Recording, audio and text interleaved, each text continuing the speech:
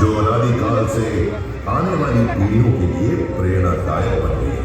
यहाँ पे मिसाइल है। रामायण 6000 वर्ष पूर्व लड़ा गया भारत का पहला अंतरराष्ट्रीय युद्ध।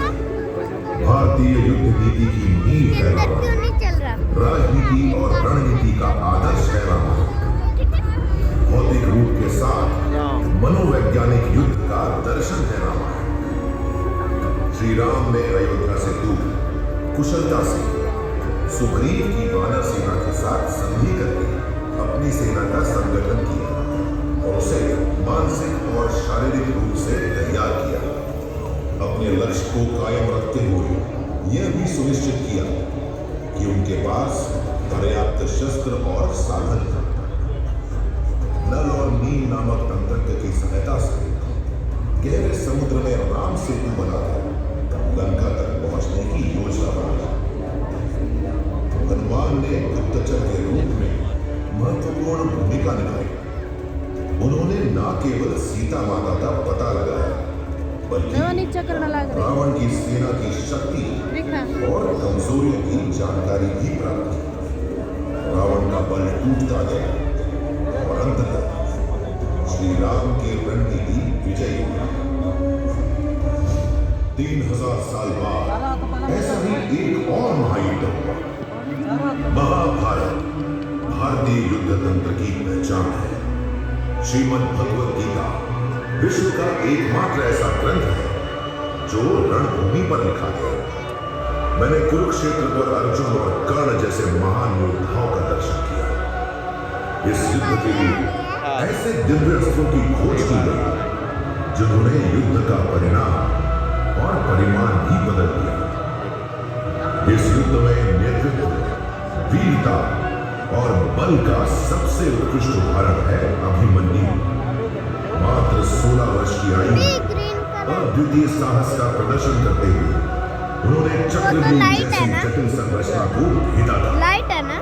कुरुक्षेत्र में शत्रु को भ्रमित और मानसिक रूप से कमजोर करने के लिए 18 विभिन्न प्रकार के व्यूह रचे, जैसे चक्रव्यूह, पद्मव्यूह और गरुड़व्यूह।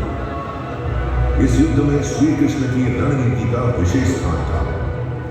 धर्म की रक्षा के लिए कई बार छल और कूटनीति का सहारा लिया गया, जैसे कि श्री कृष्ण ने शिखंडी को आगे कर भीष्म पितामह को निष्क्रिय कर दिया। महाभारत की युद्ध नीतियों ने मुझे सिखाया कि युद्ध में केवल बल ही नहीं बल्कि बुद्धिमत्ता, कूटनीति और धर्म का पालन भी महत्वपूर्ण होता है।